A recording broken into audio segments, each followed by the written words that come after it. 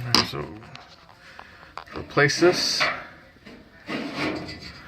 nut right here comes off. It's guided.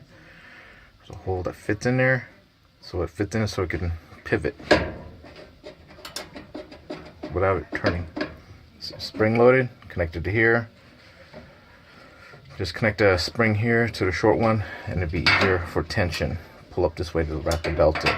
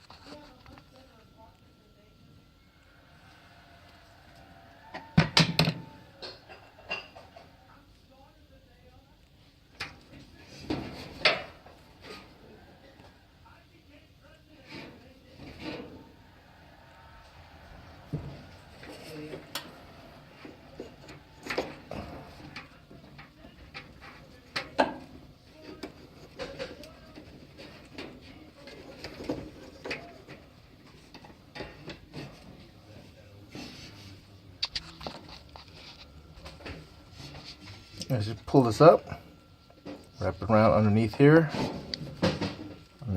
ribbed, comes around here, solid side, smooth drum, goes up to the drum.